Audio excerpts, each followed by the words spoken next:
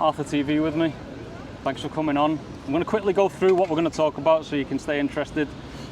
You are linked to a convicted stalker. He had been bombarding this woman with text messages. He had been blocked and then emailed her and was like, I know I'm not supposed to be reaching out to you. He was sort of sharp at her place of work at 5 a.m. before she got in. Right, we'll obviously talk about that later. Very, very important. Not funny, but actually important. Do the people you criticise in your videos ever get in touch with you? We need to talk about that. He follows you on Instagram. Yeah, he does. That's so funny. Which is bizarre. And he was like, I've watched it. That's a big deal again. If you're going to talk about people online, you got to expect they're going to come for you. Yeah. One for anybody thinking of starting a YouTube channel, especially young people. Does making YouTube videos ruin your actual career? And they're on the emails to my HR team being like, I can't believe you employ this guy as a lawyer. Like, could doing stupid videos ruin? It's a big thing. It's actually interesting. Yeah, it is. Yeah. Vultures swooping in on naive young YouTubers. You are a young YouTuber, you're not naive, I already know that, but you were at some point. What does that mean? We'll talk about it later. And then you've got a 6-month period until you can leave, yep. And they're just taking all your money. And last one, do you shave your balls? Is that the question you're asking me now? Yeah. Yeah, I do, yeah. All right, we'll talk about that right now. Support for the Not Bothered podcast is brought to you by Manscaped, who is the best in men's below-the-waist grooming. Their products are precision-engineered tools for your family's jewels. This is Manscaped's Performance Package, the ultimate men's hygiene bundle. Join over 8 million men worldwide who trust Manscaped with this exclusive offer just for you. 20% off and free worldwide shipping with the code NOTBOTHERED at manscaped.com. If my math's correct, that's about 16 million balls. The Performance Package 4.0 has arrived, and it's a game changer. In this package, you'll find their Lawnmower 4.0 trimmer, Weed Whacker ear and nose hair trimmer, Crop Preserver ball deodorant, Crop Reviver toner, Performance boxer briefs, and a travel bag to hold your goodies. First off, the Lawnmower 4.0. This trimmer is the future of grooming, and dare I say, the greatest ball trimmer ever. Their 4th generation trimmer features a cutting-edge ceramic blade to reduce grooming accidents thanks to their advanced skin-safe technology. The Lawnmower 4.0 is waterproof and also has a 4000K LED spotlight for when you need a more precise shave. Because this trimmer is waterproof, you can say goodbye to the mess on the bathroom floor. You thought that was good, but you want to take your men's grooming to the next level. The Performance Package 4.0 also includes the Weed Whacker nose and ear hair trimmer. The Weed Whacker is also waterproof and provides proprietary skin-safe technology which helps reduce nicks, snags and tugs in those delicate nose holes. Their Crop Preserver ball deodorant and Crop Reviver ball toner will change the way you approach your hygiene routine. Trust me when I say this, lads. Your balls will thank you. Get 20% off and free shipping using code NOTBOTHERED at manscaped.com. Unlock your confidence and always use the right tools with Manscaped. Alright, yeah, so you're just seeing that then, you know what to do. The first thing we're going to talk about is you can explain what your channel is to people who don't know. I've been watching it for years, we've been connected for years. I guess it's not the type of content people would think I would watch, but you make it interesting.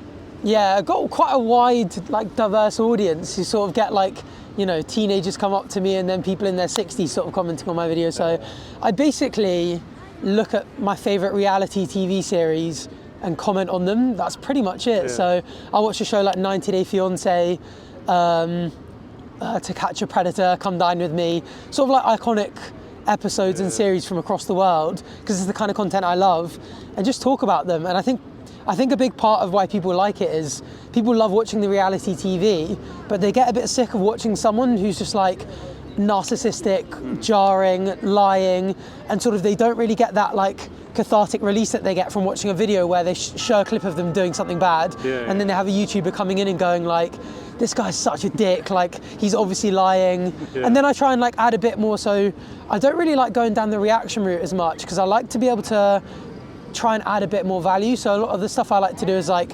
research what happened behind the scenes or what happened after the clip, so people aren't just going, oh, well, I could have thought of that thought myself. They'll watch a clip and be like, oh, no way, like, you know, the camera's got cut here and actually he punched him off screen, and then it comes back on and I can say that. And people who would watch the show without the commentary wouldn't have that. So it's a bit of like double added value. That's very true, because that was one thing I thought about your videos. I watched them because you pull out the boring bits, you get rid of the boring bits of 90 Day Fiancé and Big Ed, who we'll talk about in a minute.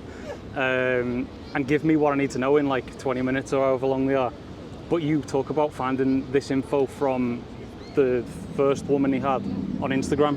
You looked on Rose's Instagram. Yeah, stuff like that. Yeah, so that was, he had dated a woman and only for like 1 or 2 episodes, and it got cut short. She didn't really say why on the episode, so I just found her on Instagram and messaged her. She just gave me so much more interesting She gave it to you? Info. Yeah, she messaged me. And same with Mohammed and Danielle. So he had a woman come on for like 2 episodes. I don't know if you saw that one.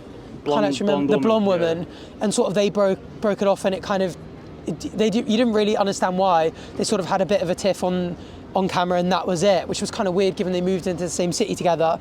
But it turns out he was like very rough and abusive behind closed doors and stuff like that. And hearing that kind of info, like especially with reality TV, people come for the drama, and having the sort of like truth about why things, like, it gives people a bit of an added incentive to come back to their videos. I would say so. And you don't leave it on cliffhangers, but you kind of do. Yeah. You kind of leave it there thinking, I want to come back because I need to know. I don't need to know, but I want to know what Mohammed's up to. Yeah, exactly.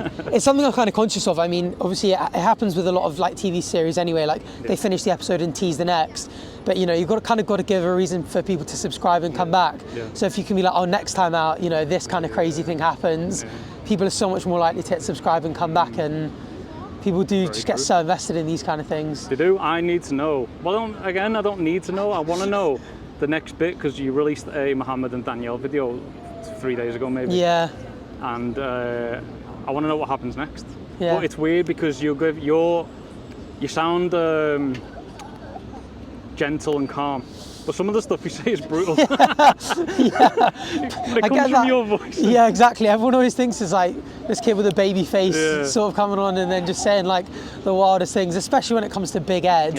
You know, the worse someone is, the kind of harder you can go in on them, I feel like. And people kind of appreciate it a little bit, sort of, you know, giving people, especially with people like Big Ed, where sort of they're so outrageous and they treat people so awfully. People are kind of like, they kind of deserve to get a bit of a stick in these kind of videos. I think he wouldn't know that. That takes me on to a slightly different topic, because you talk about him in, I would say, not a nice way, generally. Yeah. He follows you on Instagram. Yeah, he does. That's so funny. Which is bizarre. But has he messaged you? We message every now and then. He's quite, he definitely has a PR manager that replies a lot. So like, I don't know if you watch Cinnamon Toast Ken, but he's another YouTuber that does videos on him. And there was a boxing match organised between the two of them. Between Ken and Big Ed. Ken's a big guy. Ken's a big guy, and Big Ed's obviously 4'10" or something. He's tiny. And that got called off, obviously. And then there was supposed to be a roast battle. And I messaged being like, if there's, well, back when there was supposed to be a boxing match, I messaged being like, I want to get involved, and they were like, we're actually going to do a roast battle, but if you want to get involved in that, do it. But every now and then I'll sort of, you know, send a message. With Ed, you would think he would reply a lot more than he does, given he's so concerned about his like sort of image. But I wonder if he has a PR firm. It tends to be the smaller people who sort of like, they've come on 90 Day Fiancé for like a couple of episodes. They haven't got a big following, so they haven't got like a PR team who tend to reply. So I don't know if you saw the 90 Day Fiancé UK one that I did with Richard and Kathleen. Yeah, from Preston. The guy from Preston. That, So I messaged Richard after the first episode being like, I'm going to do a second half on you. And he was like, I've watched it. And I was like, is there anything you kind of want to let me know that like we don't see on the cameras? That like, you know, you feel like, you know, your whole story didn't come across well, or, you know, do you think I'm being particularly harsh about a few things? And he, to be fair to him, was quite nice about it, and he was like, listen, like, I'm that kind of guy, like, I roast my mates and my mates roast me, so like, you can pretty much say whatever you want as long as it's true. And just kind of gave me a bit more information for me to bring up during the video, so I have started doing that more often. But it's often like the bigger guys like Ed and that adults adopting adults guy, the guy who tried to adopt an 18-year-old at age 56. I just couldn't find him anywhere on social media, and I wish I was able to. So that Richard one, I found it dead funny. We were in Australia watching it, and I'm from Preston, so I went. Oh, no way. No, I'm not. That's what he said. Oh, but yeah. I moved to Preston at 18, so a long time ago. Preston has one high street with nightclubs and clubs. Everyone who watched that video will have seen him out. Oh, it's literally like that street there. Yeah. He will now be famous. He'll be a local celebrity. Absolutely. But not for the best reasons. I don't think the lads who are out on nights out in Preston will care, to be honest. Yeah, that's They'll be true. like, there's that guy. Yeah. So there was, when somebody's on like Naked Attraction in Preston, everyone knows him. No way. Everyone, it's Oh, it's that's a city. bizarre one. Walking around just be like, everyone see me naked. Everyone. Like there has literally been people. I'm from Preston. No way. And I remember watching it going, no, it's too small to do that. Yeah, way too small. See, in can't. London you can get away with Easily. it. Yeah. So 500,000 people nearly follow you on YouTube, and in my head I'd be like, someone will spot him sat on. We're next to Big Ben. Yeah, So, maybe. But in Preston, if you were from Preston, city like that, everybody would know who you are. Yeah. But London's massive, so. Yeah. London's as well one of those places where you do often see quite a lot of like very famous people. Really? So like, you know, I always see people like, you know, the occasional footballer will walk past, or out in West London, like you might see one of the Beckhams walking around. People are weirdly just kind of like, will stand off and not really come up and say hi as much. So I wonder if that's London culture a bit more, because if I go somewhere a bit quieter, like if I do a video out, and like I did a video out in Sandwich, far east, and that's sort of like, it's just so much more frequent. And when I go home to Jersey, you know, maybe that's partly because it's the same kind of thing, like everyone's like, oh, he's that YouTube from Jersey, people are more likely to say hi. So maybe it's a bit of London culture, but as well, it is a big place. And with 90 Day Fiancé, I've got quite a big American audience compared with the UK. True. It's probably about twice as many US, so. Yeah. But yeah. And so yeah, if you split that down of how many are going to be in London, it's going to be quite small. Yeah, exactly, yeah. Because you won't have, so you got what, like 35% US, something like 15% UK. Yeah. Then the rest can be spread worldwide. Yeah, exactly. So it's unlikely. Yeah. I have been spotted in, we were walking through Lithuania, and we turned down a street by accident, and as I'm walking, a guy just comes out of nowhere. Mulvey! No way! I watch your videos. And it was so mad, literally, he was British as well. Oh, wow. He must have thought in his head, what a random, I know that guy. Probably Yeah, how bizarre. my girlfriend's hair. Yeah. Like that. Yeah. Probably didn't notice me, noticed her. But it's crazy. It's I guess that's something that you look forward to. You post videos to after you did your face reveal. Yeah. Yeah, because for the first 100K, I didn't show my face, so it was a bit of a. Although I did have one weird one. I was in was it Specsavers, getting some eye drops randomly, and it was during COVID, so everyone was masked up. Right. And some guy just walked up to me and went, "This is really weird, but do you make those airline freakout videos?" And he clocked me just from my voice, which I do get a fair amount, because I do think I've got quite a weird, a weird voice, quite unique. High up in your up here. And we were talking about this before. My voice is in my chest. Yeah. You're far more understandable, clear than mine. People often say like it sounds like you need to cough the entire time to me. Yeah. Like I need to clear my throat because it's got that sort of. Like Sean Dyche. Yeah. Maybe that's what I'll be like in like a couple of decades. Just slowly get huskier. 20 years of smoking. Yeah. So you chose not to. That brings us on to a good topic.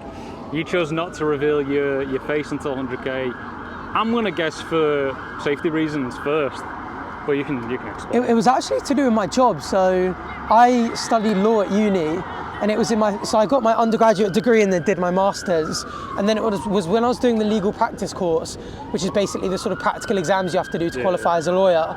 I moved to London, and so I went to uni up in Durham in the northeast, where it's really cheap. Like clubs were free, pints were 50p, which is £1.50, sorry. Right. So you could sort of go out on a tenner, just have a bunch of pints in the local student union bar, and then go to a club free. All of a sudden you come to London, and that tenner barely gets you a pint. Yeah. Sort of, I mean, you definitely couldn't buy 2 pints on a tenner around here. No. So I was like, I need to make more money, because like my living costs have gone up.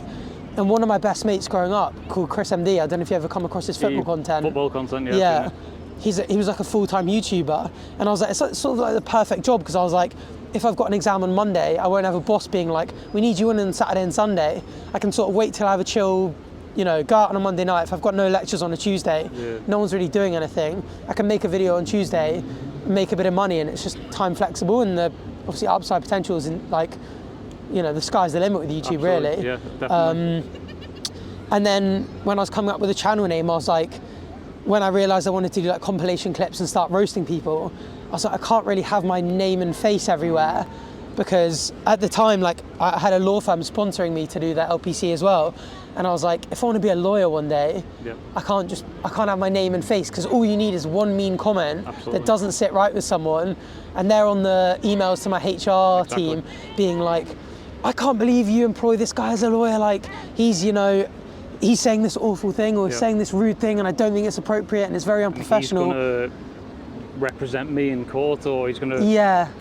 anything. And I was just like, it was too much of a risk. Especially, I feel like law might be more so than a lot of other professions, you know, in the contract, and as an LPC, like as a solicitor, you need to like be quite an upstanding citizen to be able to be a lawyer. And I was like, I just couldn't put that in jeopardy. So I was like, rather than my full name, I was like ArthurTV, because I do TV stuff, and I'll hide my face. And thankfully someone on Twitter, I can't even remember what my original profile picture was, but some kid on Twitter who's a bit of an art whiz drew the profile picture that I have still to this day. He drew it not knowing what you look like? So I sent him a picture being like, because he was like, I want to do some art for you or something. And I sent him a picture, and I was like, this is what I look like. And I was like, you can't show this anywhere. And he made that profile picture, and you know, almost 500,000 subs later, it's still the one I use as my branding, which is kind of crazy. It works. It's down the side, I don't subscribe to many channels, but down the side I've got like a bright green and pink face. But I know it's you anyway, so. I do remember that face reveal video long time before COVID, or during COVID maybe.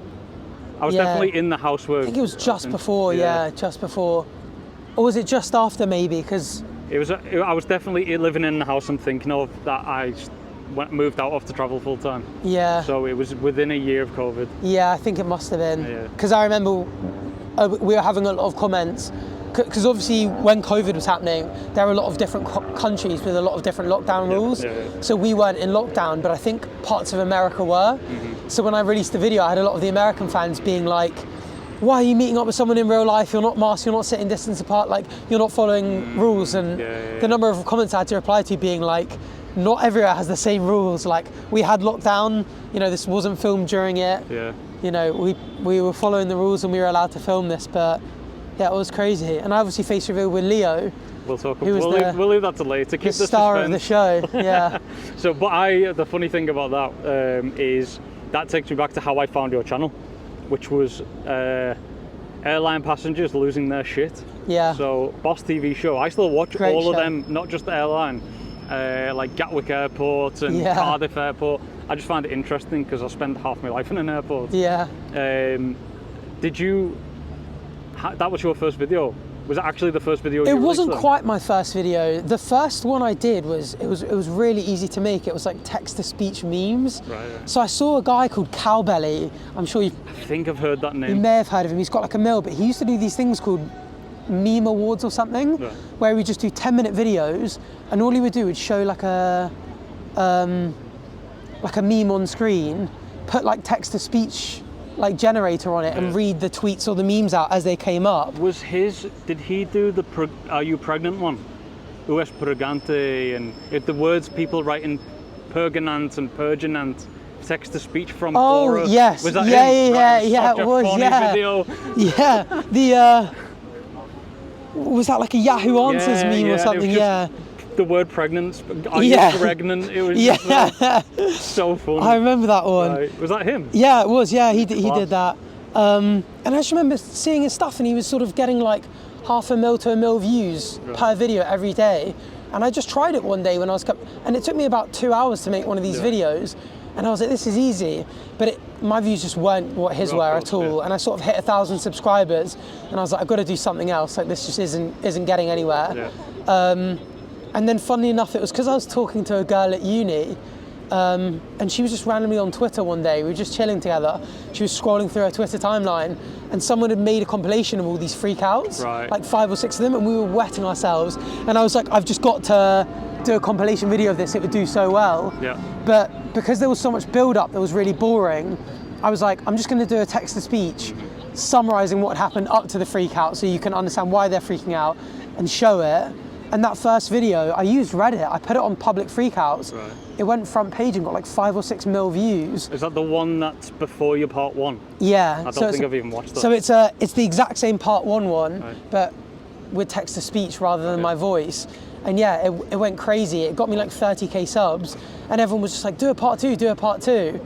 And people were complaining about the text to speech voice on it. So I redid it with my voice, with my actual voice, and then started the series, and I did about 18 videos on it, and they're pretty much all at like 1-2 mil views. It's just crazy. Did they get demonetized? About a year in, it's why I stopped on part 18.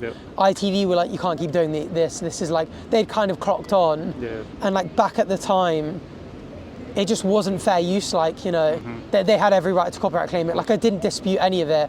They were just like, this is our content, we're gonna copyright claim it. And I don't know if you've seen now, but they've started uploading full episodes of Airline onto YouTube since. So they must have seen, like, it had been a good 15 years since it had been on TV. Might have even been longer than that.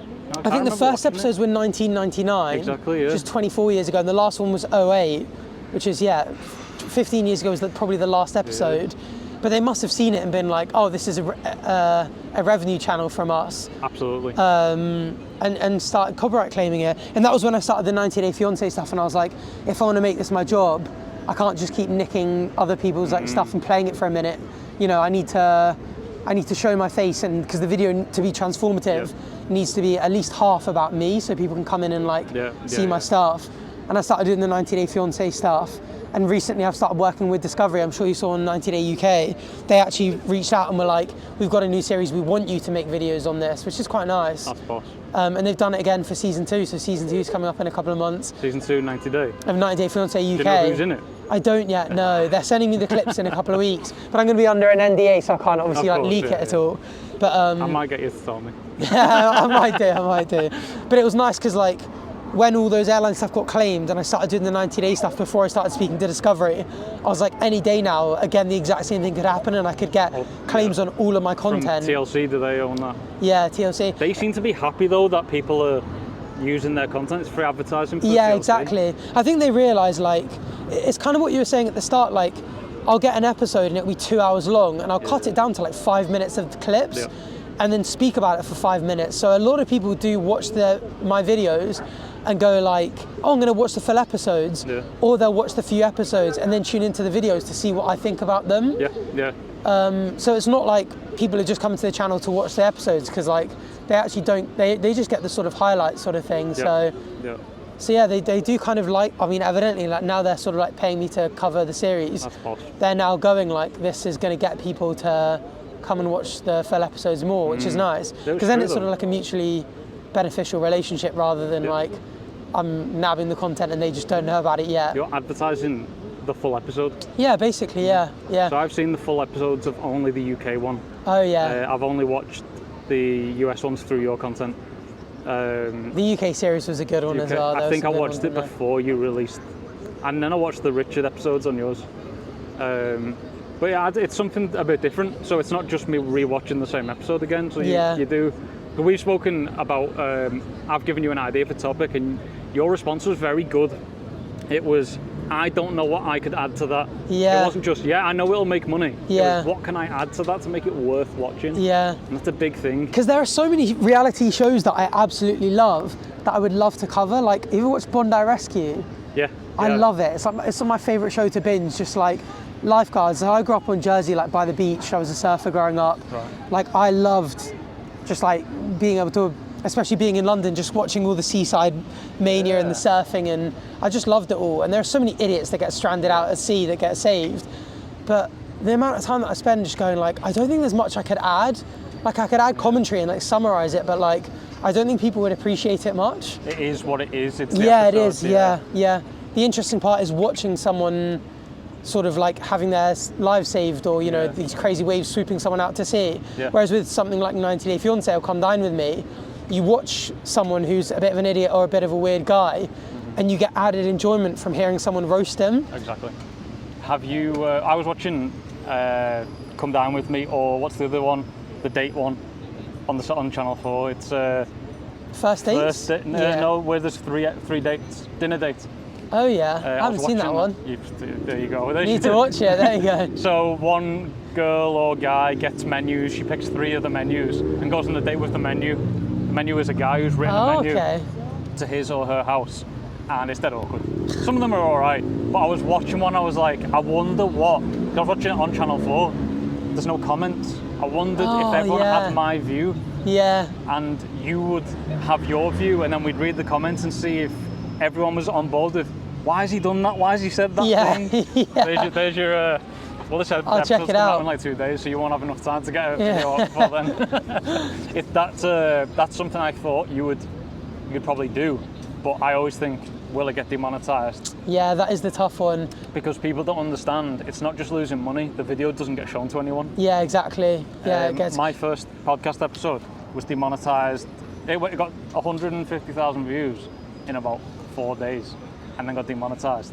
It took 3 weeks for them to check it, and then they said no, there's nothing in it. There's no reason to demonetize it. We're doing this. Maybe Kurt mentions knocking out Jake Paul, but that's still not. I've released that as a separate clip and it didn't get demonetized. Yeah. So. But after that, it does not get browse feature views, 0. It happened with I did a video on To Catch a Predator, and I think just because of the nature of it, you know, like, it's pretty sensitive topic, but it was one of my best performing videos ever. Like, it hit a mil so quickly. Yeah. And you can watch the graph go like that, and then it gets demonetized and it just flatlines. Exactly how it it's as if the video died. And since, obviously, it's been years, so it's been racking up views, but it's on like 3 mil views now, and I'm saying like 2 million views of ad revenue I've lost out on. They don't understand how much money that is. Yeah, exactly. Yeah. And we can't release it because it ruins everybody else's YouTube. Hidden. People don't like it when you make money. That's how it is. Yeah. Big Ed, massive part of your channel. He's very small, very round, looks like Humpty Dumpty. Yeah, he does. Yeah, he's a bizarre man in many ways. I watched him through your content, and it was one of them. I was just desperate to. That was a protest happening behind us. That's the beauty of doing these podcasts outside. Something will happen. I might figure out what that is later and research it. Probably should. Free Tigray. Okay, right, where were we? Big Ed, right, so he's a small guy who puts mayonnaise in his hair. Yeah. Or was. Yeah. Who's obsessed with getting a foreign girlfriend or pronouncing his girlfriend's names wrong. Yeah. It's weird because you kind of build, when you're releasing the videos, you build anticipation for what stupid thing he's going to do next. Yeah. And the people who are creating their own YouTube channels now won't understand that. That's planned. You think about this, you don't just release it. Yeah. And when people they ask me, because they know I manage other YouTubers, how can I improve my channel? You just don't get what, I look at your content and you don't get why everyone else is better. Yeah. You've sat there and gone, how can I make this better? How can I make my content class? You probably still do it now on every episode. How could I have made that better? I've even started doing it recently. I don't know. I used to do a little intro being like, welcome back to 90 Day Fiancé on ArthurTV. Today we're doing part 18 of this. Last time this happened. Right. And now I do hello, welcome back. Today this is going to happen. And in my first sentence, I'm almost saying what happens in the title. So I'm like, today, Danielle's gonna apply to court to get his green card removed, and she's gonna lose her mind, or she's gonna catch him with another guy, and instantly the retention goes from 100 to 50 to 100 to 65. Right. So it's made an instant impact, and I think it's one of the things that people definitely don't appreciate. Everyone looks at the YouTubers and think it's the easiest job in the world. They go, oh, you just sit there in front of a camera and do sort of anything, and that was definitely the case maybe 10 years ago. Yep. But now all of the top YouTubers, they're so smart, they're so good at what they do. A few of my mates Cal Freezy and Chip, they're building an empire at the moment, and people will look at them and just go they've got a podcast, they go on, they booze, they chat, they're boys. That's pretty much all they do. They've got an easy life, and they don't understand how much work goes into every second. I mean, it's kind of especially on YouTube now, the number of people that can make videos, all you need is a camera and a mic.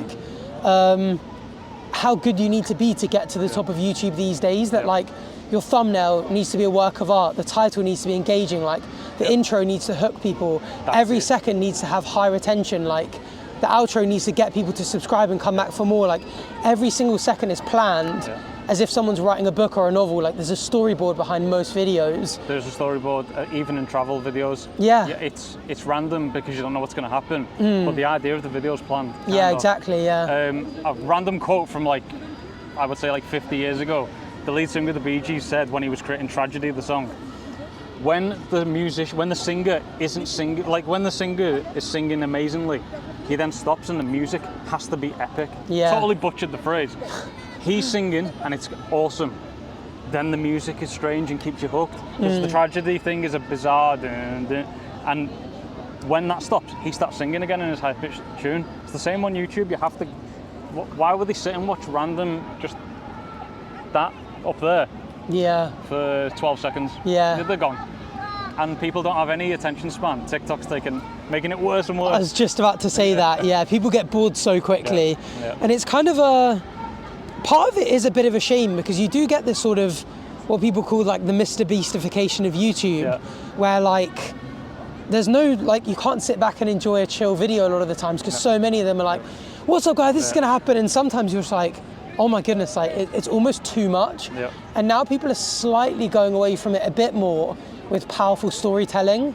And so Mr. Beast himself is even saying he's starting to do this. He's going away from the loud, shouty, attention-grabbing TikTok-y content to kind of like a powerful roping you in, but still keeping the retention up. But yeah, I mean, nowadays, how many travel vloggers are there out there that will start off with a 2-minute intro with cute music and their coffee in the sun and a nice beach, and it's like, this looks great, and 5-10 years ago this would have been easier banging video, but there are a million videos out there like this today, and it's like, what are you doing that's different? And that is the big question that, like, if you're up and coming YouTuber, you just need to ask yourself, like, how is this better than everyone else's? And if it isn't, make it like that.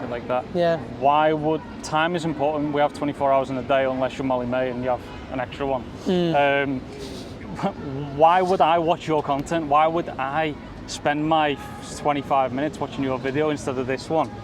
And I get these emails often, and I'm talking often, every 2 days, from a travel vlogger who even wants to be at my level, which is pretty low, 35,000. I haven't released a video in like 10 months. If they don't watch mine, they're certainly not going to watch yours, because I couldn't make it 5 minutes into your video when you've asked me for help. Yeah. It was too boring. Yeah. Watch the big guys. You cannot turn off their 40-minute vlogs. You can't turn off because you miss out. Yeah. And they do that on purpose. They make sure that it's just action-packed or anticipation. There's a reason that they've chosen to make that, and your time is worth spending watching it. It is one of the best questions you can ask, is the whole like, why would anyone care? Exactly. Because it's a real grounding reality check, especially like a lot of Instagram and TikTok influencers that sort of 2-3 years ago, people cared so much about their life, like they'd do a little coffee vlog or a day out shopping. Because there's so many people doing it now, like they've fallen off, and so I hear so many of them, because obviously like I'm friends with quite a lot of people that like, I've been doing this a couple of years, so I've made friends with them, and they now go like, I don't get it, like 2 or 3 years ago this type of video did really well, why doesn't it anymore? And you kind of have to be a bit brutal with your own content and just be like, why does anyone care? And I think it's one of the things I ask myself, like, I'm very like self-critical, and when you're doing commentary, I think you need to be, because you need to go like, if someone's watching this clip and you're about to cut them off in the middle of an argument, because if there's a 2-minute argument, I can't show 2 minutes of clips, I can only show 10-15 seconds. If I'm going to stop them in the middle of them yelling, people can't be like, get off the screen, like show us them screaming. They need to be like, they need to care about what I'm saying enough to make it interesting, so that it's not just fun bit, me waffling fun bit. They need to go like, what are you adding? Like, why do they actually care about hearing me talk? And so that's obviously why the scripting does take, a week to do, and why someone who does a reacting to the latest Big Ed video might not get as many views as someone who goes like, is breaking up and going, oh, behind the scenes, or I messaged Liz after this, and she said that, Big Ed was actually very drunk when he had done this, or, something like that. And it just, adding value is what a content creator is all about, really. It's easy to start, it's not easy to master. Everybody would have a massive channel. And the viewer owes you nothing. Not zero. Literally nothing. I told myself the exact same thing. looking at my content, I've recorded more travel vlogs and I've edited them and I watch them over and over again and think, this isn't good enough for people's time. It's not getting released. Yeah. I've got people saying to me, when's your next video, when's your next video? It's not, I feel bad releasing it because it's just not good enough. It'll get the views it deserves, which is not many. It's cool. Why so many people have second channels? Like, that's exactly why I made the second channel.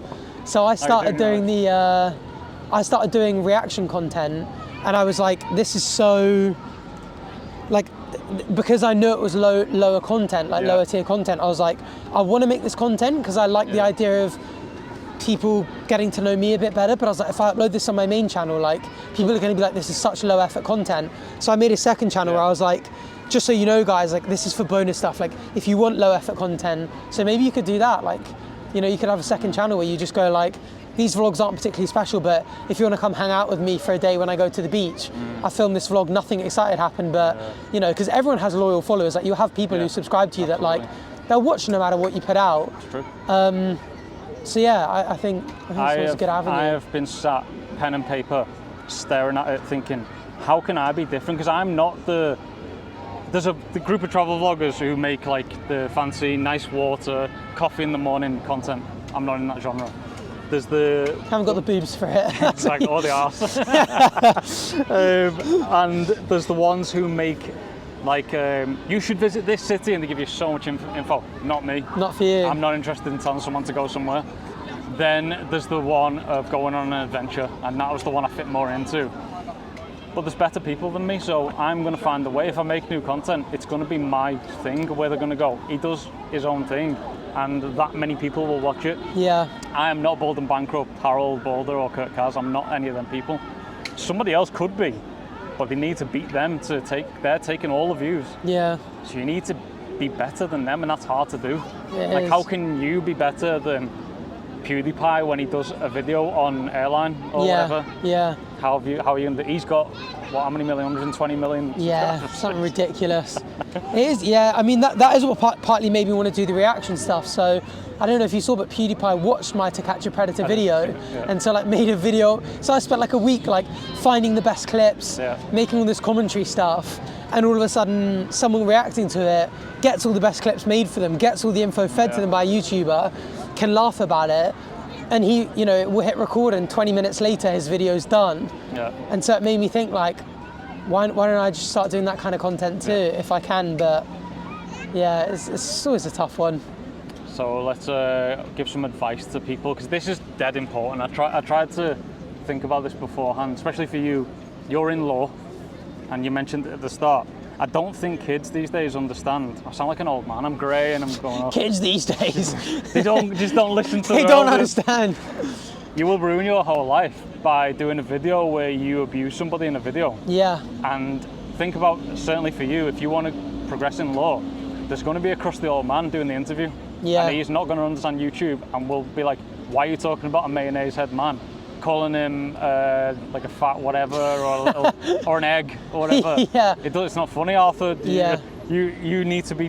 We can't hire you. No one's going to hire you. Yeah. Like, you obviously thought about that at the start, but I don't think kids are understanding this. Yeah, now. it's so true. Like, the number of, I mean, the worst one is modern day pranks. Like, the way they're going. Like, you know, that kid that walked into Mizzy walking into someone's house and stealing someone's dog and running away with it and all this kind of stuff. And it's like, as well, like, people see the views that it gets, but it's not long term. Like, the number of creators that have been like that a couple of years ago, fine, you know, they cashed their check and they got 10 grand for a video that they did 3 years ago, but no one respects them. No brands are asking them to come to promote their Manscaped, you know, thing, or inviting them along to movie premieres or anything like that. And it's like, if you want to be a content creator, the easy way, just like that, it's such a bad decision.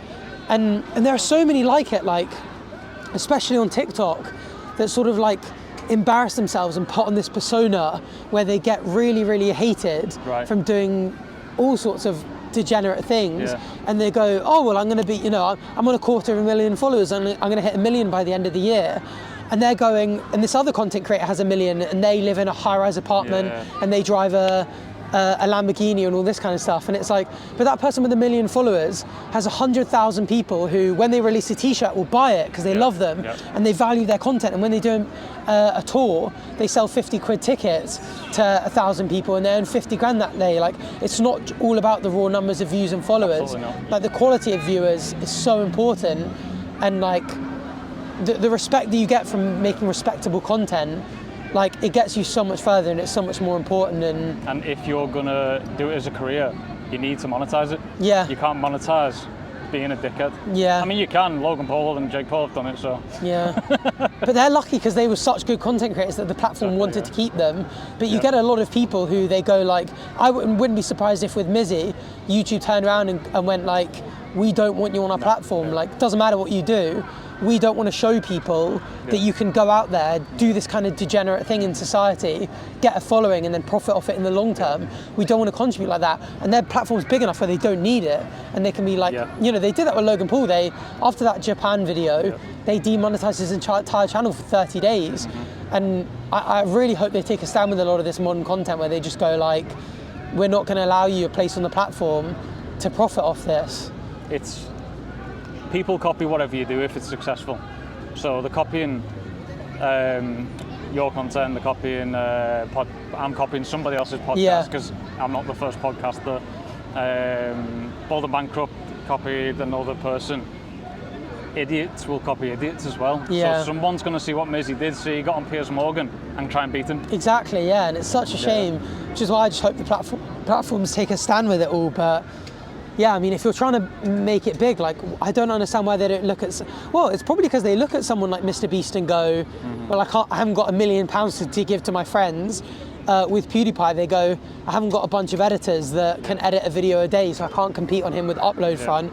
I can't do what the sidemen do and spend a big budget on all of this. And they go, oh, but Mizzy, he just had a camera, he was a nobody, and he gained this following. So it is just an easy route, but how often is the easy route the way to make it long term? Very, very rare. Yeah. Because they don't understand that the second video won't get views. Well, let's say the first video you do something stupid, you get 5 million views. The second one's only going to get 1.5 million, and then you're going to get 20,000 after that, because people realise that that's it. You're just a dickhead with a camera. And time flies, 6 months later, and everyone goes, this loser's trying it again. Like, I don't even care. Great, we've seen 10 videos of you doing stupid stuff. Like, I'm sick of it. Everyone knows your name. Like, on to the next one. And there are so many, that have fallen off and disappeared. And now not only can they not do social media because everyone's like, we know who you are, and you're a loser, we don't want anything to do with you. But when they try and get a job anywhere, other than a minimum wage job, they're going to go like, no, like, we don't want you here. It also, I mean, this guy made his own issues, but there's, I can't remember his actual name. Is it TDP? EDP? Oh, EDP. EDP, who, he got caught doing nonsense. But by making YouTube videos, he ruined his own life. Yeah. If he didn't make them videos, he just probably wouldn't have got caught. Yeah, exactly. I mean, there is something to be said about weird people who have a lot to hide, making them putting themselves in the public eye.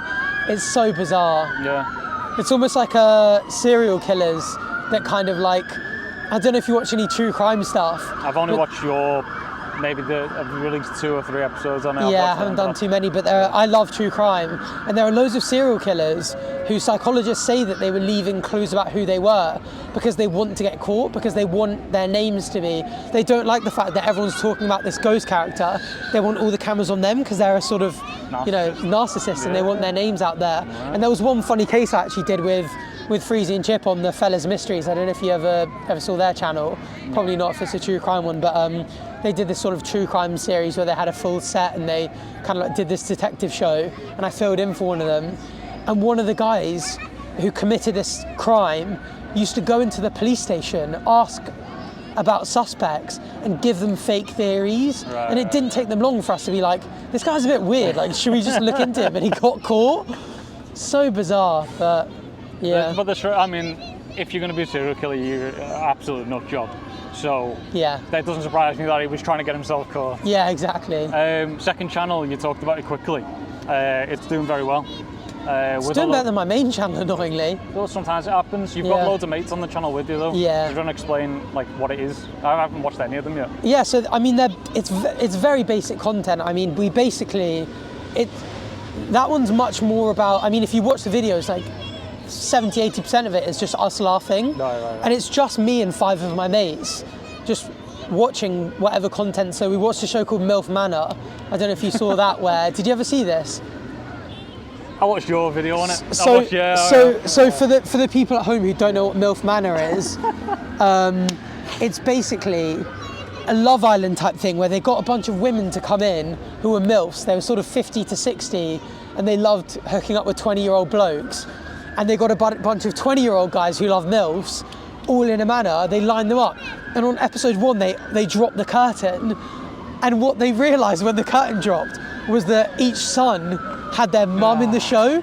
So they were in this villa being like, oh, I'm going to get all these MILFs. And they go, hot, hot, hot. Oh my God, that's my mum. And there was this, and the whole series was like them getting annoyed at the other guys for like sleeping with their mums whilst they're all trying to sleep with their mates' mums. And it was weird, hilarious. And Cam Kirkham was one of the mates that I do it with, and he was like, I just want to watch the series on my channel. And it's like, because the show is so crazy, it's another one where like the show is so crazy, the jokes that we make watching it are just as funny as the show. And they just did so well. And then because Cam was doing that, I was like, I want to do this on my show. And I'm now currently doing a series where some guys set up a bunch of cameras at Comic-Con and done speed dating. So you just get the funniest nerds basically with zero social skills, speed dating. And it's just such a fascinating concept watching these like Star Wars geeks, you know, going on these speed dates with these like some very ridiculously attractive girls and some equally nerdy girls. And it's just so fun when the 6 of us are there, just laughing about it. 6 of us, just, and it's just like, it feels like you're watching a show with your mates. Got it. And so it gives you that kind of parasocial relationship people will probably get more with your vlogs than they do from my main channel. A lot of people probably see you as their mate that they're going on holiday with. Like, you know, they'll go home, they'll load up a video, and they're going on this sick holiday with you to these crazy places, doing these crazy things, seeing these sick views, but without having to spend any of the money on the holiday. The messages I get are all from lads. Yeah. Somewhere between my age and above. Yeah. And or a bit below. And they do talk to me like a mate. I have noticed that, I mean, that's almost exactly what the people watching these podcasts will think as well. Like that you kind of sit there, and because I do it too, and they just go like, I feel like I'm just having a beer with my mates, just chatting about interesting concepts. And when you've got it planned, obviously, it's just like and you've got someone who's telling a different story. It's like when your mates go down to the pub and, you know, one of them's got a mate from uni up or something, and you just, you know, just chatting about interesting stuff, and it's just good fun. Yeah. That's class. Okay, so I helping out other influencers, wannabe influencers, let's say. Since running my company over the last 6 months, helping out YouTubers like you, I send you offers for sponsored videos. It's up to you whether you take them or not. I've had phenomenal amounts of what I would call vultures, because I get the emails. There's a fire happening somewhere. You might hear that in the background. No smoke visible, so I think we're safe anyway. I get the emails for different creators. So you get your own. I get them for other people. So the email is hi, name of creator, and it comes to me. The naive and non-business minded people and young people, I know they're getting screwed over. I can tell, so I'm stopping that for my creators. Yeah. So did that happen to you at some point? Did an MCN, a multi-channel network, ever try and steal your channel, basically? Yeah, early on I got a Discord message from a guy who was like, we take 20% of everything you earn, but we'll be there to give you advice and help you out and stuff. And so I said yes. Thankfully I didn't sign the contract yet.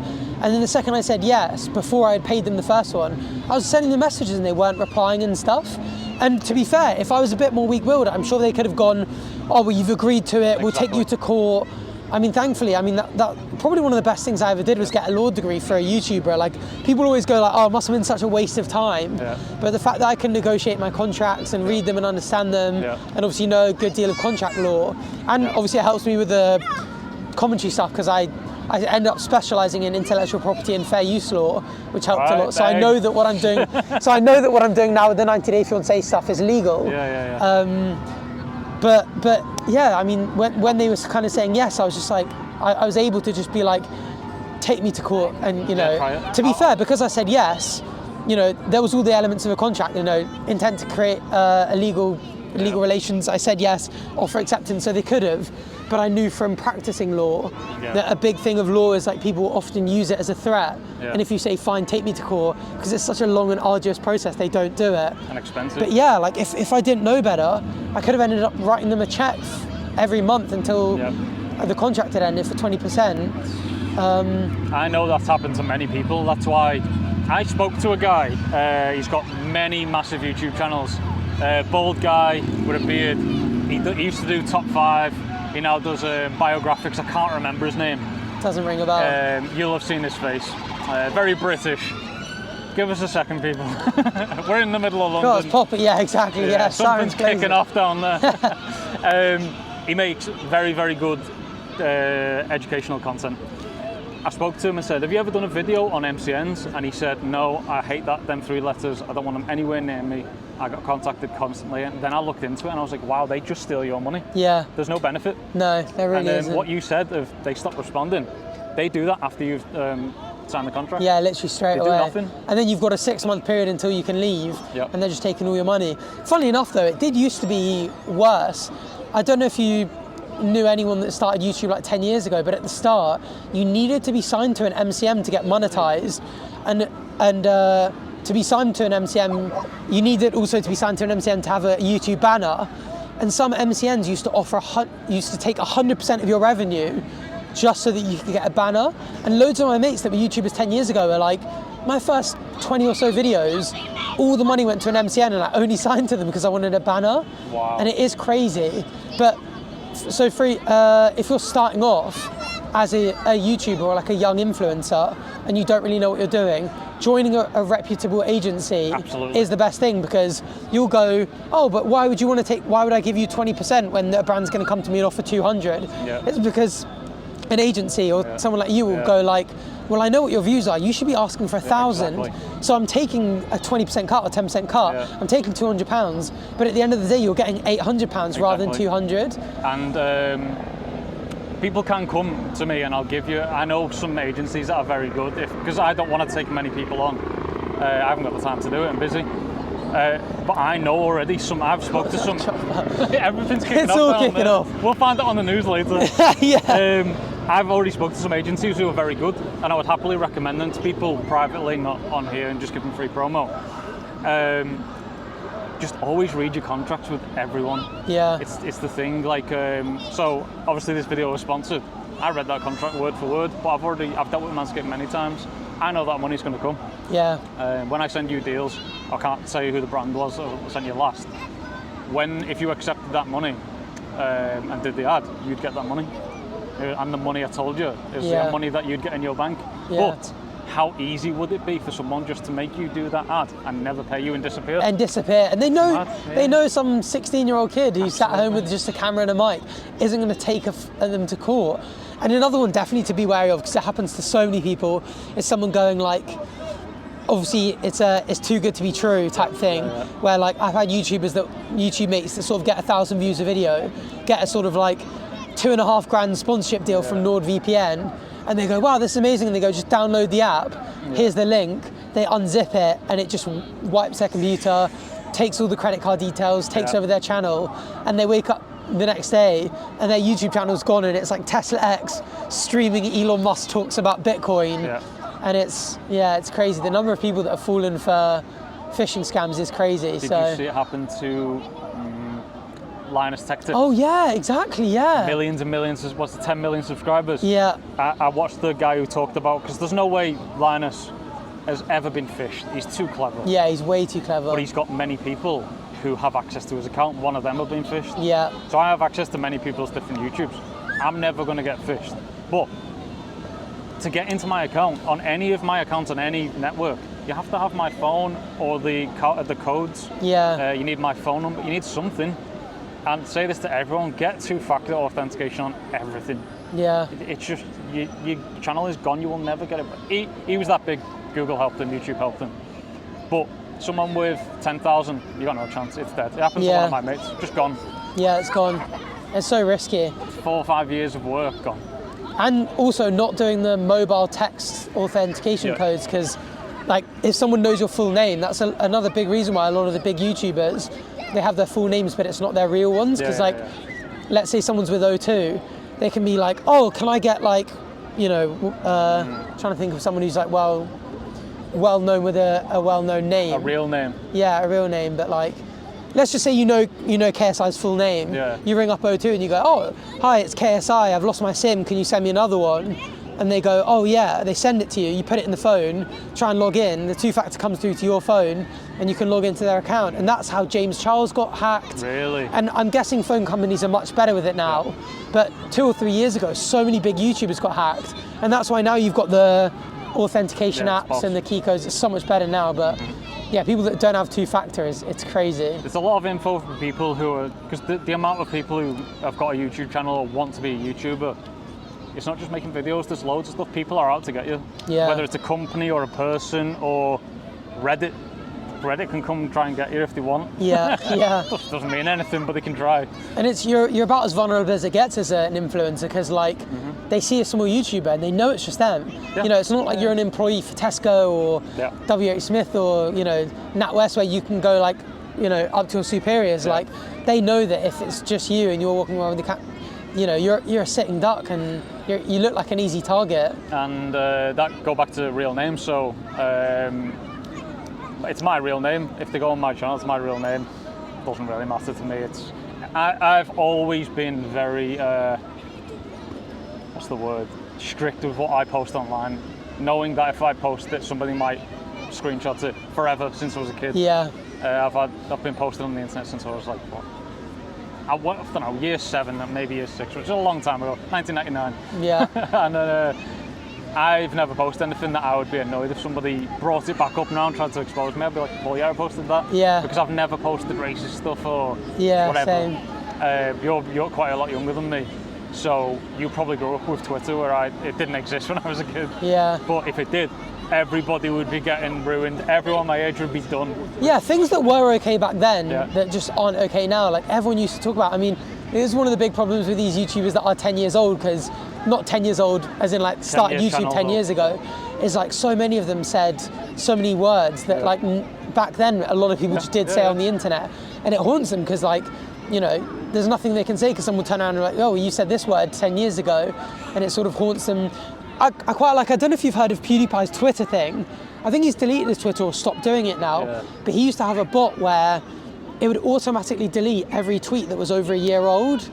So it would go back, and so no tweet on his Twitter account would ever be more than a year old, so that nothing would ever be like out of date. So like, it's quite a clever one. I always worry about that because I say the word divvy on my channel a lot, and I picked the word divvy because, well, first of all, I used to say it a lot. My one of my best mates when I was growing up, not when I was growing up, when I was at uni, was Northern. He was from Middlesbrough. I always wondered why you said divvy and sound. You're from the other part of the north, you're from the other side. Yeah, it's because he's from Middlesbrough, and he was always like, you're divvy, and we just thought it was hilarious. And I was like, it's such a PG word, like no one's going to be like, that's a slur, or like that's an offensive word. But I always worry that in 10 years time, that's going to progress and randomly be a slur. And people are going to be like, delete these old videos. And you'll know as like a YouTuber, like, a lot of the money you make isn't from the last video you uploaded. It's the fact that you've got, you know, because you can upload a video and if it gets 100,000 views, great. But that month you might get 100,000 views from 100 videos that all get 1,000 views each that month. And building up a bank is like, that's where the real money comes in as a YouTuber, is like having a bank of 100 videos that, you know, all the time is just getting a couple hundred, couple thousand views. And that's where the stability as well comes in. And all sorts of news. Whatever. I mean, we're in the middle of the park, so we can't really blame anyone. Stop walking past me now, I'm filming it. You might be on it. Do you ever see those people in the gym and like someone walks through and they're filming and like they get really angry, and it's like your phone is balanced against like a squat rack or like a weights rack, and you're getting annoyed that someone's re-racking their weights, like. Should we go on to the main topic? What's that? The stalker. Oh. So we mentioned them a bit, and you've got something to tell me. You can tell me in a minute. So, Airline, which is your first big thing. Yeah. You had the main character in it. I don't know. Maybe Jane, was it Jane? Maybe she was the main character. Maybe. Or Leo. And I watched them when I was younger, when I was a kid. And then you started doing these episodes about Airline, and then started calling this guy Saint Leo because he was so good with solving problems. Yeah. And then you became friends, and you started coming around. But it popped up one day on Twitter, because I followed him as well, he followed me. It popped up on Twitter that, what did it say? TV star, airline star Leo Jones, convicted stalker, and I was like, no way. Yeah. So what happened? Yeah. So I mean, that was why it hit so hard, because obviously my first 100,000 subscribers were carried by doing Airline, and he was the regional manager of the airport, and he was, like you say, he was so good at dealing with customers and so personal and so nice on camera that I was like, this guy's a saint, and started calling him Saint Leo. And I even did my face reveal video with him. So when I revealed my face, I was like, I brought Leo on, and like, I messaged him, and he was a lovely guy to me and stuff, and we were mates for a few years. And then all of a sudden, one day, front page of the news, airline star convicted of stalking, and over the course of a year, he had been bombarding this woman with text messages. He had been blocked, and then emailed her and was like, I know I'm not supposed to be reaching out to you. He was sort of sharp at her place of work at 5 a.m. before she got in. She was feeling very uncomfortable. She was telling him to stop, and he just didn't get it. And eventually she got him convicted in a court of law and got a restraining order for 5 years. So I obviously felt some sort of obligation to put a thing out and be like, just so you guys know, the guy that I've been calling Saint Leo is a convicted stalker. And I think, in a lot of my videos, I pick up quite a lot on subtle misogyny. So I thought I would be doing my sort of viewers a disservice by not going distancing myself from it and calling him out for it. Like, I'd be such a hypocrite if I told Big Ed that he was a misogynist for expecting Liz to stay at home and clean after him and do all that kind of stuff, and then not call my mate out for being a convicted stalker, and it was really tough. And to be fair, I did message him first, being like, I've seen this before I posted, because I was like, I'm going to do this, but I thought I'd give you a chance to have your side of the case. I mean, he had his day in court. It wasn't as if he could say I didn't do it. To be fair to him, he was like, I did, and so he admitted to it to me and was like, also, I completely agree that you should put something out because, and he was like, I feel bad about it. And it was just a really shit time, and we were making videos reacting to airline stuff. We had that series where we were looking at this Instagram account that did passenger shaming. And it was a bit of a tough period, but obviously nothing on. I can't really sit here and say I had a tough time when that woman went through all of that for a year. So he admitted to it. I didn't see that because I unfollowed him quite a while before that, because people are allowed political opinions, but his obsession with conservative and Tory he's stuff. a big Tory as well, which he got slaughtered for. I had to unfollow him. Like, normally I just don't really give a shit, but it was so over the top, and I was like, you can't believe it. Whatever. Anyway, we're not getting into that. I've unfollowed him, but when that thing went live, that news article, I recognised the girl, and it turns out I recognised her. No way. Because he kept retweeting her stuff. Oh, that's the only reason I knew who she was. Oh, well. So her face was just constantly on my Twitter feed. I don't follow many people. And his stalking led to retweets and making me know who she is and who she works for. That's wild. It was at GB News. Yeah. Oh yeah, she was a GB News presenter. That's it. I don't watch the GB News, don't know what it is, but I think it's quite a conservative platform. It's like a quite I'd never watched it. I'd just seen that. That's where I knew her from. So stop it. Stop doing that. It's not cool. It's made her feel. I didn't read much about it. I read her statement.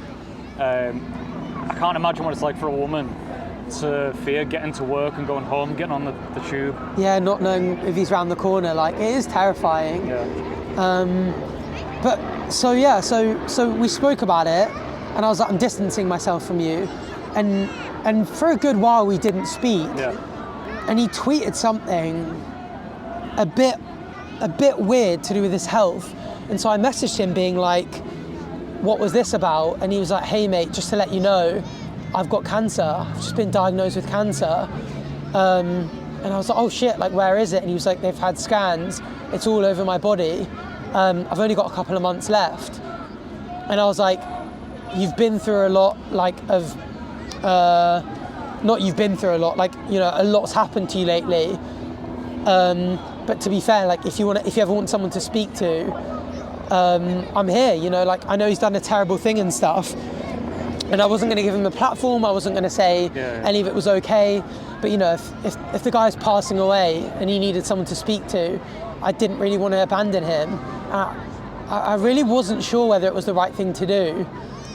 But at the end of the day, I thought, you know, I can always distance myself from it afterwards. But if he died and I was like, I wasn't kind of there to support him in at least some kind of way, you know, he might have done this terrible thing, but he doesn't, you know, doesn't deserve to die without care or without any advice and stuff. So I was like, you know, I wasn't going to be his best mate and start filming videos with him again, but I was like, if you ever need someone to just talk through or vent about it, I was like, feel free to hit me up. And he messaged me again when it spread to his brain, or when it got found in his brain, and he was like, apparently it's been there a while, and he was like, we think that this might explain why my behavior has been so bizarre with this woman. And I'm not making an excuse for him, I'm not saying I believe this, I'm just, you know, putting that out there that he kind of, and he's been tweeting kind of about this. So this isn't a secret. Is this true? That's the thing. So I thought you don't. were coming up to a punchline. Pardon? I thought you were coming up to tell me that he faked it. No. Oh right, wow. And so he's claiming that his weird behaviour he thinks is because he had a brain tumour, and he just wasn't picking up on the signals. Socially, he was just not getting it. And and like it was affecting him. And so that was around New Year's Eve time. He was going like, he must have had Christmas with his family and been like, I need to get my affairs in order before I pass. And he was like, it's terminal, like there's no saving it, it's everywhere, it's in my heart, liver and lungs, and then eventually in his brain. And he said he only got a few months left. In February time, I messaged him like, how's the diagnosis, how's the health? Didn't hear back from him. And then when you told me to come on and talk about it, I sent him a message being like, hello, like how's things going? Any update? You know, I've been asked to go on a podcast and kind of talk about all this.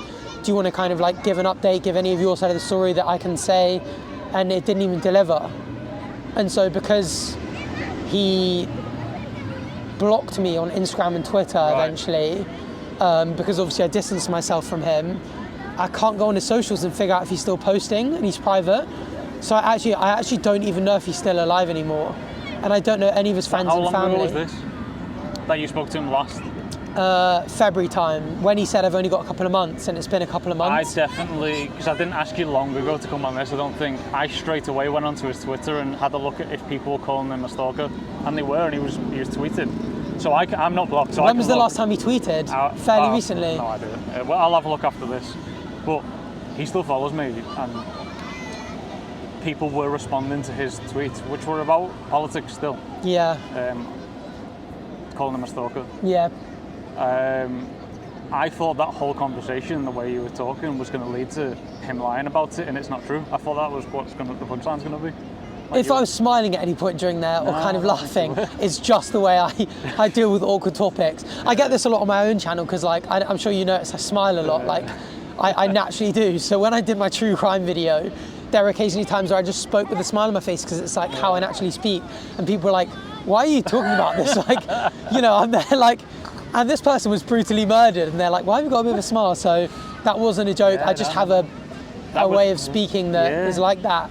Almost in kind of disbelief because I don't know whether it's true. Because I wanted to ask him, like, can you just send me a doctor's report just showing me that this is true? Or like, can I get some kind of confirmation that this is it? Or like, give me a scan or something. And he just stopped replying. And so when I've spoken to a couple of my YouTube mates that like are very close to me that help me with advice, they were like, I wouldn't be surprised if he made it up as an excuse to be like, oh, you know, I had a brain tumor, this wasn't me, the brain tumor's now gone.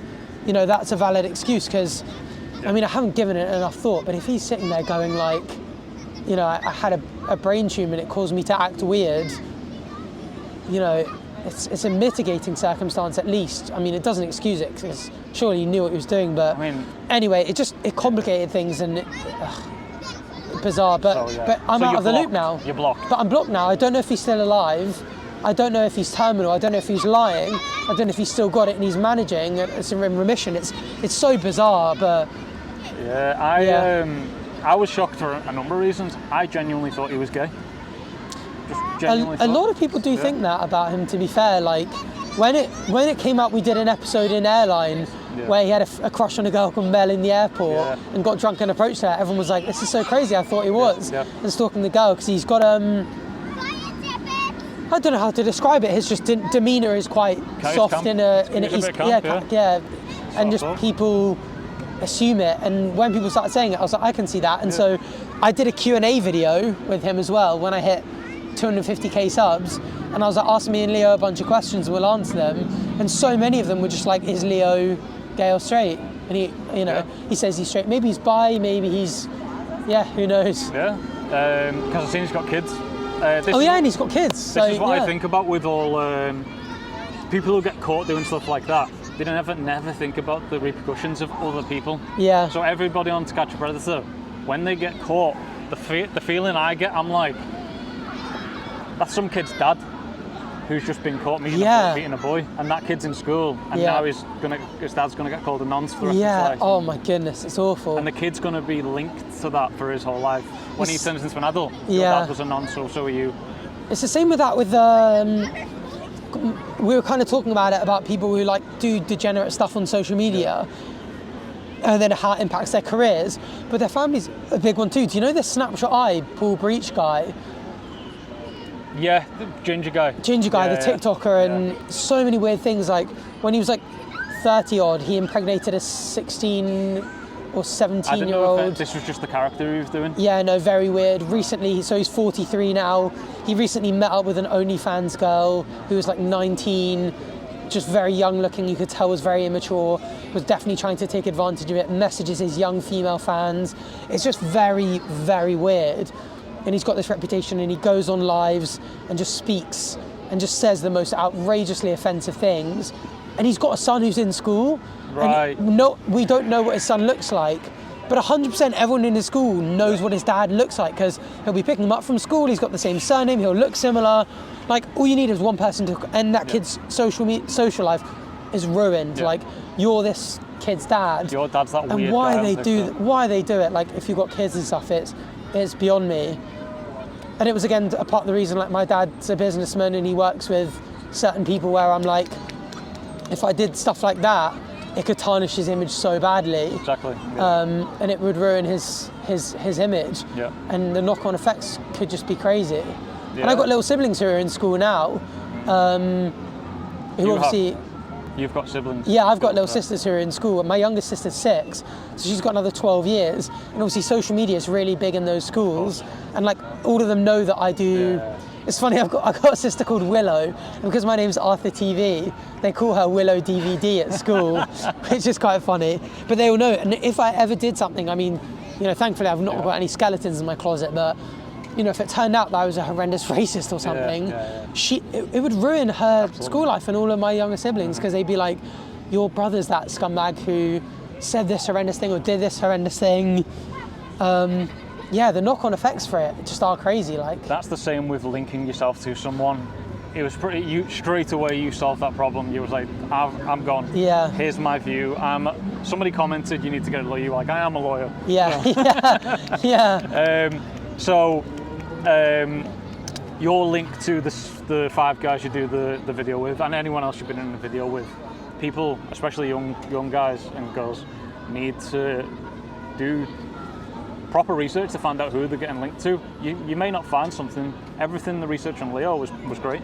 Yeah. He seemed like a class guy. Yeah. But it's then how you react to what happens, because that guy, Paul, whatever you just called him, ginger guy, linking yourself with him, like if I got him on here and I started being mate to him, whatever he did next or in the past, I'm linked to it somehow. Yeah. So. And that was a bit of a weird thing with Leo. Like, some people were like, you should have never got him on your channel and all this kind of stuff. And it's like, how could I have known? Like, he went on BBC Breakfast to talk about Airline. Like, it was like a big up and coming thing in pop culture. Like, I got him on my channel. Like, you know, anyone could turn around and, like, you know, I could be doing this podcast. Exactly. You could go and murder someone tomorrow, and everyone could be like, why would you do that? And I'm like, well, you know, of course you can say that with all the hindsight, but, like, you know, at the you can only go off what you've got at the time. But, you know, yeah, doing these videos with these 5 boys, like, any one of them could come across and do anything, and I'd have to. But yeah, I think you're right. I think most sane people, all you have to care about is the sane people. Exactly. Yeah. If someone insane wants to go, oh, you know. you've done this and you should have known, as if I could have known. So you've done enough research to assume that my character's good enough to be linked with, and the same the other way. Yeah. Like we've chatted for a while, I've seen your comments. If I was going on your latest post and loads of people were like, oh, you're a scumbag, I probably wouldn't have done it. But all your comments are like nice things. Yeah, exactly. Just normal. Other than people getting defensive about their own countries, but that's obviously, it's the exact same with me. Like some people stick up for Ed weirdly, and like, why are you so mean to him? Of course he's sexist. Like he's a man, she's his woman. She should be in that place. Like she should. And I'm just like, you know what? Some of you are going to think like this. Like, I talk about negative comments often. You'll get your fair share of negative comments. They don't understand that makes us money. I know, money. Yeah. So feel it's always good because they're watching the video and they're leaving a comment and YouTube is going, they're interacting. Yeah. It happens all the time. Yeah. Right, just let me quickly check I've not left anything off, because I don't want to miss a thing that could help somebody. That is, whilst you're looking, one of the things my sister recently, so my sister does interior design, and she recently released her first YouTube video for her company, showing them around a house that she's done the design for, and I think she's really good at it. She does it for like a posh boutique. A walkthrough. A walkthrough, being like, we've done the interior for this house, stunning, and she got a comment being like, this is so boring and ugly, and why have you put all this together? And she messaged me like, how do you deal with it? This is so mean. And I was like, if you're going to put something on the internet where faceless people can comment, if it goes out to people, you'll find someone who doesn't like it.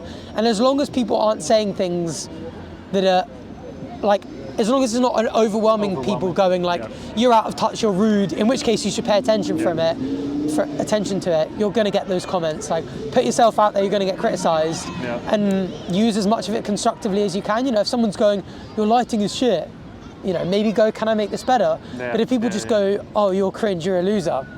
Like, okay, fair enough. Just don't watch my next video. That's the weird thing. When they watch your next video, the ones where I go like, why does this guy keep interrupting? I'm trying to watch the episode. And I'll go through my comments, and for the last 6 hours, he's been watching my videos and watching them to the end because they're timestamped like a 15-minute video. He'll comment 15 minutes later on the next one, and then half an hour on the next one. He's going like, this guy's so annoying, his voice is so annoying, his comments are so stupid. I'm like, why are you watching every single one of my videos? If I don't like a video, I'll watch it and click off. There is a guy who's been like on my For You page on TikTok from Blackpool. He's got really low following. I'm talking like he gets like 20, 30 views a video. Seems like the loveliest guy, but all of his comments are negative. Basically saying to him, you aren't good at this. You're really bored. They're right, but it's so harsh. But this is a point where he should go, I should stop doing this. Every comment is negative. Or be like, if everyone's going, this is boring, go like, how can I make it more interesting? Make it good? Yeah. And that's again for a tip for people. Take negative comments with a pinch of salt. Yeah. But if it's overwhelmingly negative about something, there's a reason for it. Yeah, if there's an underlying theme and it's something you can change, consider whether you can change it, I guess. If you want to change it. True. Yeah, if you want to. Maybe you just want to make videos and you don't care. That is one of the big shit. Like, there's so many people now that like make content for a hobby, and everyone's like, oh, you need to go way more extreme with this is boring. And some people are like, I'm just, I like doing wood shop, and I'm making a 3-minute video, and it's just me sawing a piece of wood. And okay, yes, I could hire an expensive editor and add loads of effects, but I'm not doing it to make a living. So like, constructive comments help first, but like also try and figure out if the content creator that you're commenting on is like actively looking for these comments. Because some people just want to film them going on a holiday, and they don't want to get involved in the mafia and they don't want to be a robbed YouTuber. And They just want to make videos.